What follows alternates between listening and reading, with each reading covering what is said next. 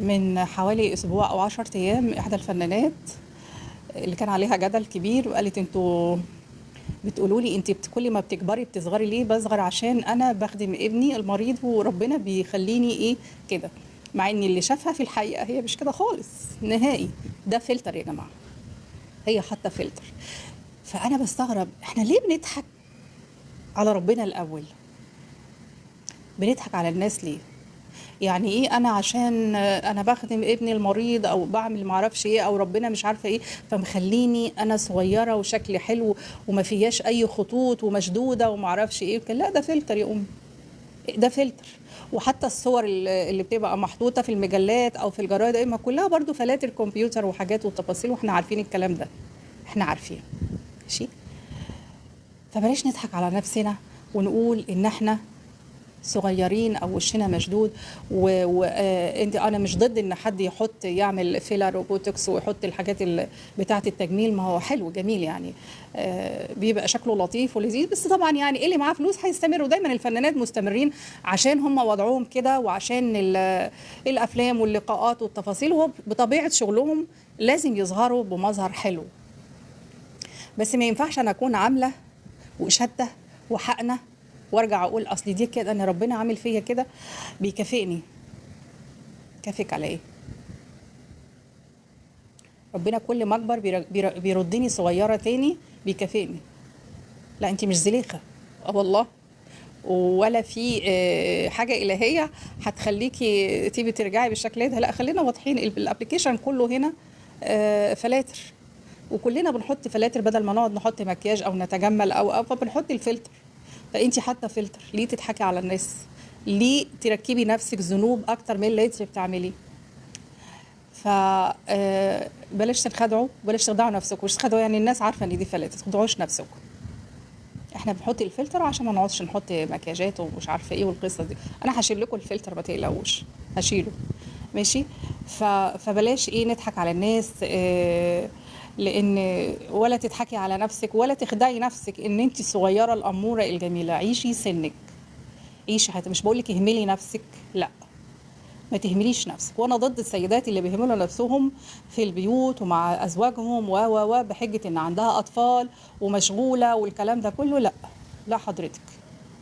انا ست النهارده عندي 56 سنه. 56 سنه كبيره مش صغيره، ومش كبيره قوي مش صغيره. يعني السن اللي هو ايه خلاص انا عندي احفاد وعندي مسؤولياتي. فخلاص الشعر الابيض طلع، يعني الشعر الابيض طلع. وكلنا واي ست في الدنيا لما بتشوف الشعر الابيض بتنزعج. وعايزه اقول لكم حاجه كمان، هو بيغير شكل الست، بيغير شكلها، بيطفيها، بيطفيها. ماشي. فكلنا بنعمل ايه؟ بنرجع بنعمل حنه، واللي بيعمل صبغه، واللي بيعمل الحاجات دي كلها. انا لما الشعر الابيض بيظهر وبقى في البيت ولادي يبصوا ماما في ايه؟ انت نسيتي؟ شوفوا انتوا مش جوزك اللي معترض، لا ده ولادك هم اللي معترضين على انك تفضلي ايه سايبه الشعر الابيض ظاهر كده وواضح. على فكره يمكن يكون واضح كده من اللي جنبي كده، في حاجات ظاهر وواضح فيكي قوي ومن غير ما انت ايه يعني تجمليه. يعني لازم تجمليه قدام جوزك، لازم تجيبي حنه، تجيبي حاجات لطيفه كده تعمليها، تصبغي شعرك، تعملي بس الصبغه الامنه والحاجات دي كلها. فاحنا مش هننخدع برضه. وارجع تاني واقول يعني بلاش نتكلم كلام احنا غير مسؤولين عنه. لا احنا ماشيين في الابلكيشن ده بالفلاتر، ده قولا واحدا ماشيين بالفلاتر يا جماعه. فبطلي بقى تزودي على نفسك. يعني انت عكاكه وعماله تزودي كلمات فيها عكه اكتر. انا مش عارفه ليه يعني. ربنا يهديها على نفسها يا رب. دول الكلمتين اللي انا عايزه اقولهم. يعني ما تنخدعوش لما تشوفوا حد كده. بيعجبني قوي البنات اللي هم بيطلعوا يحطوا المكياج بتاعهم قصاد الكاميرا ويعلموا البنات. دول انا شايفاهم صادقين جدا، لانه بيطلعوا تماما من غير اي مكياجات ومن غير اي حاجه وابتدوا يحطوا. هم بطبيعتهم حلوين وبنات صغيرين. بس ما ينفعش انت يا ست كبيره تقعدي تقولي اصل انا ده طبيعتي وربنا عامل كده. كنت واحده اتكلمت عليها في فيديو من اسبوعين كده، هتلاقي الفيديو اللي قبل الاخير او اللي قبل، مش عايزه اذكر اسمها. فاهتمي بنفسك واهتمي بجمالك واهتمي بشبابك واهتمي بكل حاجه. وجميل قوي ان احنا نطلع قصاد الكاميرا واحنا حاطين فلاتر وشكلنا حلو ولطيف، لكن ما نكدبش على نفسنا. اهلا يا نونا منوره. ما نكدبش على نفسنا ونقول اصل احنا صغيرين، اصل ربنا بكل ما بنكبر وبنحلو عشان ربنا راضي علينا فبيصغرنا. مم. لا ما بيصغركيش ولا اي حاجه. دي فلاتر، كل اللي موجودين دي فلاتر. ثانيه واحده بقى، خليكم بقى معايا كده نشوف ايه. استنوا، انا هو بيشال منين الفلتر يا دي النيله؟ دي المؤثرات. تعالوا نشيل الفلتر كده. انا شلت الفلتر. هم. شلته. شايفين الفرق؟ من غير مكياج. سني، هو ده سني. فما تطلعيش النهارده تحطي لي فلتر وتقولي لي انا ربنا عامل فيا كده عشان مش عارفه ايه. لا حبيبتي، انت حاطه فلتر فيه ايه؟ مالك؟ ربنا يخليك يا باشمهندس، ربنا يخليك. فبلاش نضحك على بعض. نرجع للفلتر. ما انا ست برضه عشان تبقوا فاهمين، يعني مش حاطه مكياج فعايزه حاجه لطيفه برضه. لا طبعا في فرق يا باشمهندس، في فرق بكل تأكيد، في فرق. بس انا ده اللي انا عايزه اقوله، بلاش يعني ان احنا نضحك على نفسنا. اهتمي بانك انت تبقي شكلك لطيف قدام جوزك، مش قدام الناس، مش قدام اللايف، قدام ولادك. لان ولادك مش م- ولادي ليهم حق، ولادك ليهم حق عليكي ان يشوفوكي وانت شكلك لطيف ومهندم ومنسق ومنظم. كلنا لينا في البيوت لما بنشتغل او بنعمل حاجه بنبقى متبهدلين، بس اخر اليوم كده شاور لطيف كده وظريف ونظبط الدنيا والكلام ده كله. وبلاش تسيبي الشعر الابيض بقى ظاهر فيكي. طبعا دي سنه الحياه بحكم السن والكلام ده كله، بس نظبطه. اضعف الايمان الحنه، نحط حنه، نحط لطيف، حاجه لطيفه جدا. نعمل حاجات شويه في وشنا لطيفه ظريفه. مش بقول لك روح اشتري حاجات غاليه، على فكره في وصفات كتيره جدا السيدات والمختصات هنا في المنصه بيعملوا وصفات لطيفه. اشكرك يا فندم. اتمنى ان كل السيدات يحضروا البث ده. بس اديك شايف يعني في كام واحد في البث. الكلام ده ما بيعجبش. المنصة دي عايزة حاجات تانية عشان يبقى عليها البث بالمئات الألوف ولا بالميات أو حتى 20 واحد يحضر البث. ما هو ده اللي احنا بنقوله. بلاش احنا ايه نهمل. قبل ما تهتمي بشكلك على المنصة، اهتمي بشكلك جوه البيت، ومش لجوزك بس، لولادك. عارفه ليه لولادك؟ وبالذات البنات، لما البنات تشوف مامتها مهتميه بنفسها وبشكلها وبتهتم بمظهرها، هم نفسهم من غير ما تقعدي تقولها اعملي كذا زوجي، هي خلاص اتعلمت. ما احنا كلنا في بيوت اهالينا يعني اتعلمنا الاكل منين؟ من الام في البيت. امهاتنا في البيت بيطبخوا، احنا واقفين من النظره كده بنتعلم. انا والله من النظره اتعلمت، مش ما قالتليش تعالي دي بنعمل فيها كذا وكذا، لا بناولها حاجه، بديها حاجه، مش عارفه ايه، انا شايفاها بتعمل ايه، فده بالنظره بالممارسه. فبالتالي انت برضو لما تكوني جوه بيتك لابسه ومهندمه ومظبطه امورك وقصص دي كلها، هي هتتعلم منك. وحتى الولاد الصبيان هيتعلموا، وده هيوصلوه لاولادهم او لزوجاتهم او فاهتمي بالجزئيه دي. بيقول لي اتصرف ازاي في الزوجه اللي ما بتسمعش الكلام وعلى خلاف دايما معايا بسبب اقتصادي.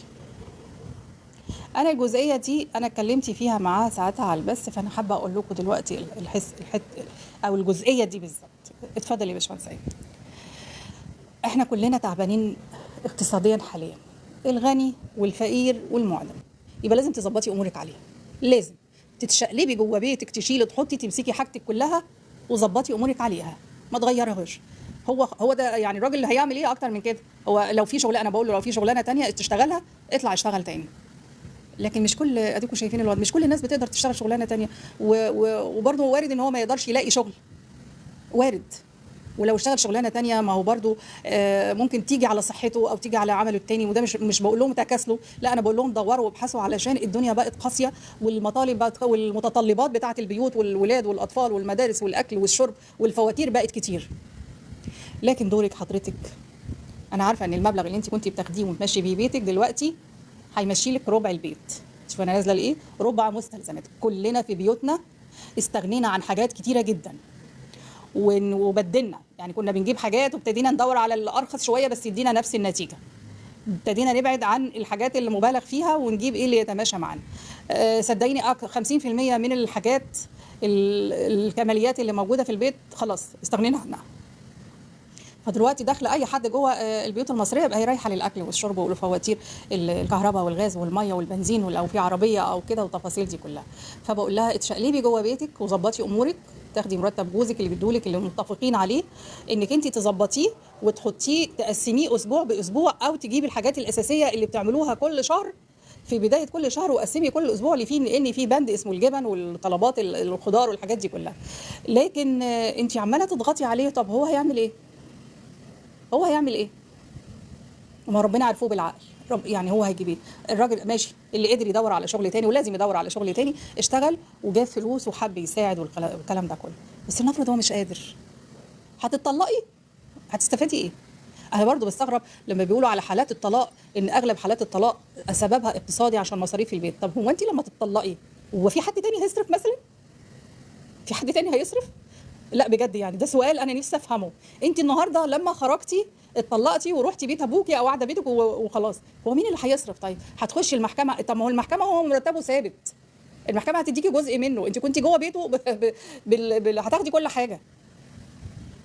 الا اذا كان في عيب في الراجل طبعا، يعني ما في رجاله كتيره جدا في عيوب كده، بخيل مثلا او عنده وهو بطبيعته ما بيحبش يصرف وما بيحبش الكلام ده كله.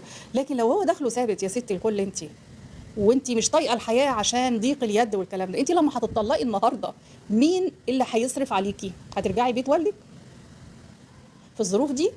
هتشيلي والدك الهم وتلاقيه راجل على المعاش مثلا ومعاشه محدود وعلى قده، وهترجعي له بكام عيل في بيته؟ تبقى انت هنا بقى يا عازمه اطمر رقبتك على طول. اتمنى ان انا ما اسمعش ان في سيدات بيطلقوا عشان الظروف الاقتصاديه وان الراجل مش قادر يكفي بيته. هتتطلقي خلاص كنت بتاخدي 1000 جنيه ولا 2000 ولا 3، المحكمه هتديكي ايه؟ تلتهم. هتديكي تلتهم، ده غير المحامي شوفي هياخد كام، وهترفعي قضيه وهترفعي قصص، اصل الحاجات دي اسطمبه معروفه ومحفوظه. فما تتطلقيش عشان في ظروف دلوقتي في البلد قاسيه. ما انت كان على قلبك زي الفل. حضرتك لو دخلت على البايو كنت هتعرف انا بشتغل ايه. انا بشتغل مذيعه راديو هنا. كان على قلبك زي الفل لما كانت الحاله الاقتصاديه كويسه. هو الراجل يعني لقى حاجه وما ادهالكيش؟ لا، الحل في المواضيع دي مش الطلاق يا ماما، مش الطلاق خالص. الحل انك انت تعيشي بالدخل اللي داخل لجوزك، الا اذا كنتي عارفه انه دخل تاني، عنده دخل تاني. لكن لو ما عندوش دخل تاني لا، حضرتك اقعدي في بيتك وظبطي امورك. المبلغ اللي بتاخديه من جوزك اقعدوا انتوا الاثنين ظبطوه، قسموه. ممكن تقسميه مثلا بالاسبوع، كل اسبوع تحطي مبلغ في ظرف وتقولي ده اللي همشي بيه حياتي او بيتي بالاسبوع. ودايما بقول انك انت تحطي مبلغ على جنب مش كبير، يعني اصل الموظفين او الحاله الاقتصاديه في مصر او الرواتب مش كبيره. لازم حضرتك بتقولي ايه؟ لا طبعا الراجل اللي يمد ايده على ستك كسر ايده ابدا. لن اقبل ان رجل يمد ايده على سيده ابدا. ولازم تعرفي هو بيمد ايده ليه برضه. ومبدا الضرب ده مرفوض تماما، مرفوض تماما. لازم تعرفي هو بيعمل كده ليه وايه اللي بيوصله لكده. مش ممكن تكوني انت غلطانه؟ مش ممكن تكوني انت بتستفزيه؟ مش ممكن كلمه منك وكلمه منه ووصلنا للحكايه دي؟ لا طبعا ممنوع. وربنا ادانا حوار ليه؟ الحوار فين؟ نتكلم بالحسنى، نتكلم باللين. اصل عمر انك انت تضرب او تمدي ايدك ده حل، ده بالعكس ده بيزود الازمه وبتقل من نظرها.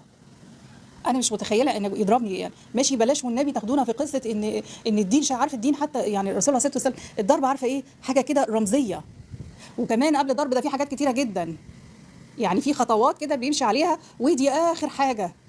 ومش الضرب اللي بيحصل شغل العربجه اللي احنا بنشوفه من الناس في الشوارع وبنشوفه الكلام ده وفي المحاكم. لا، نقعد مع بعض نتكلم ونتحاور، وبقول للست انت طولي بالك، طولي بالك. وانا ما بقولش اقعدي قدام الراجل ند بند، لا، اديله برضه وضعه وكيانه وشكله والقصص دي كلها، بس احنا ما نقعدش نتكلم والحوار ياخد شكل عنيف ونديه، نقوم نوصل ان احنا نمد ايدينا على بعض. ما هو برضه في ستات بيقعدوا يضربوا بعض بيضربوا في الرجاله، هم الاثنين يقعدوا يضربوا في بعض، والعيال بيفضلوا اولادهم يتفرجوا عليهم. اه والله. بلاش موضوع ان احنا نمد ايدينا لان دي بتكسر اي ست وبتقلل من قيمه الرجل على فكره، بتقل منك قدامها. وبقول لها هي اعرفي ايه اسباب، اعرفي ايه اسباب ان هو بيمد ايده. ولما يكون الحوار محتد جدا، طب ما اجيب حد كده يكون كويس جدا ويكون قادر يستوعب المشكله، وحد يكون والدك او والدتك او والده. بلاش اقول والدتك عشان دايما اغلب الرجاله بيقول لك اصل مامتها فهتاخد صفها. لا، هاتي والده او والدته او اخته او اي حاجه واقعدوا تناقشوا. ولو موضوع سكرت خليه بينك وبين جوزك لو سمحتي. لكن وبقول للراجل طب بذمتك اما تروح عند ربنا بقى هتقول له ايه؟ انا ضربتها عشان كذا؟ رفقا. انا مش داعيه، انا مش داعيه، انا ام وحما وزوجه وكل وجده وكل حاجه. انا مش داعيه عشان اللي قاعدين عملوا له انت مش عارفه ايه. مش داعيه. انا طالعه اتكلم معاكم بشكل اجتماعي جدا، ونصايح بديها لاخواتي، لصحباتي، لبناتي، اللي اكبر مني، اللي اصغر مني، واخواتي الرجاله كمان. لا، من فضلكم هرجع تاني لجزئيه الاقتصاديات والماديات. وعايزه اقول للراجل برضو انت لازم تكون حنين شويه معاهم، لان هي معوداك ومعوده الولاد ومعوده البيت على مصاريف معينه. مصاريف دلوقتي دي قيمتها دلوقتي قلت باكتر من 50%، فهي بتحاول تظبط الامور، تحاول تظبط الدنيا. وانت يا اخي الفاضل لو قادر تشتغل، مش قادر انت لازم تشتغل. مساء النور يا حبيبي، لازم تشتغل ولازم تدبر دخل تاني. وانت كمان لو قادره تعملي ده اعمليه معايا وساعدي. على فكره في اشغال كتيره جدا من جوه البيوت دلوقتي. احنا كلنا عندنا موبايلات وانترنت وجروبات والكلام ده. انت ممكن جدا تجيبي شويه حاجات وتبيعيها من خلال الاونلاين. يعني مش قادره تعملي دوت، يبقى هو ينزل يشتغل حاجه. لو انت عندك موهبه حاجه تقدري تعمليها، واغلب الستات دلوقتي بيعملوا اكلات من البيوت ويقدروا يسوقوا لها ويزودوا دخلهم. لكن انا مبدا الضرب ده مرفوض تماما، لا اقبله، لا على بنتي ولا على اختي ولا على صاحبتي ولا اي حاجه. ما اقدرش، يعني مرفوض تماما. لان دي انا مش عايزه اقول معناها عندي ايه، يعني لفظ مش لطيف. الراجل اللي بيلجأ للضرب ده وده كمان ضعف في شخصيته، معلش ده ضعف في شخصيه الراجل. انت ما قدرتش تقنعها، لا طب ما تاخدها باللين يا اخي. طب بالله عليك كده اضحك عليها بالكلام كده، خدها باللين. والله العظيم هترضخ ليك تماما. وبقول ان انا جرب. طيب الاخت اللي كانت بتسال من شويه على ان جوزها بيمد ايده عليها وتقول هو سامعني، طب والله كده جرب كده. وعايزه اقول له حضرتك الست اللي هتقبل انها تتضرب وتقعد تبقى تستحمل بقى، ما تهينيش نفسك. هيمد ايده بالسلامه الا اذا كنت انت السبب، معلش.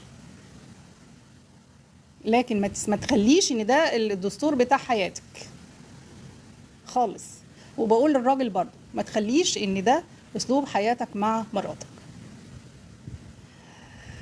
طلعتونا من اللي احنا كنا بنقوله. عايزه ارجع تاني للاقتصاديات بتاعه البيت. يا ست البيت يعني من فضلك قسمي مرتب جوزك اللي بيديهولك او راتبك على اسابيع او بالشهر. المهم انك تقفي قدامه وجنبه في الفتره اللي احنا فيها دي، لانها فتره قاسيه جدا، وكل التفاصيل اللي احنا عايشينها مش بتاعتنا واحنا غصب عننا، الظروف كده.